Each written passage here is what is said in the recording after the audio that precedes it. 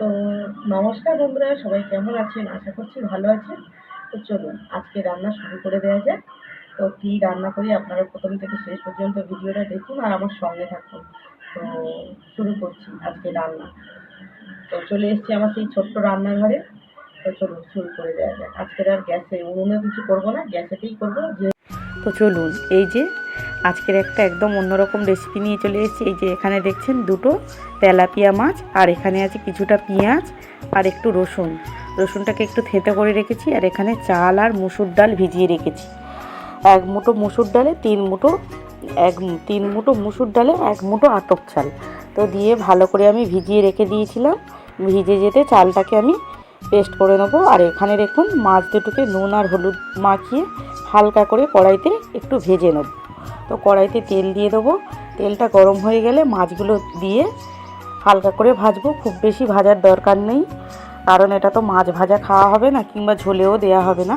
তো জাস্ট খালি এর যে না ভাজলে একটা সিদ্ধ করলে গন্ধ লাগে, তো তার জন্য হালকা করে একটু ভেজে নিলে গন্ধটা খুব একটা লাগে না।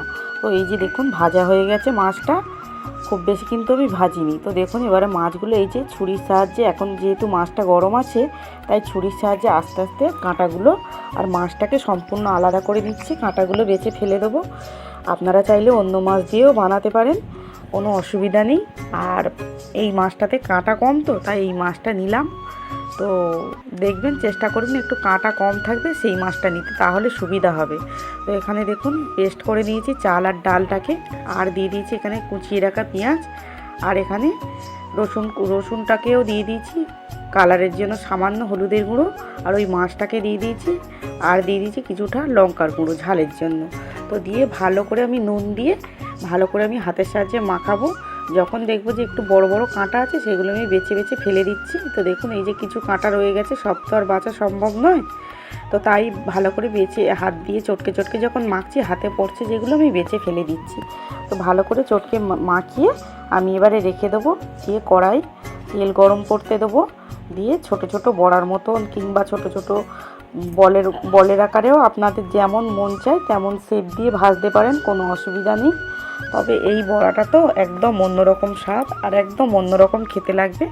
আপনারা পারলে একবার বানিয়ে দেখবেন, যেহেতু চালটা আছে মুচমুচেও হবে আর ডালের স্বাদও পাবেন, আর মাছের স্বাদও খুব সুন্দর পাওয়া যাবে জানেন। তো একবার বানিয়ে দেখুন, অসাধারণ টেস্ট। তো এই যে বড়াগুলো এপিট ওপিট করে বেশ ভেজে নিচ্ছি, লাল লাল করে প্রায় আমার ভাজা হয়ে গেছে।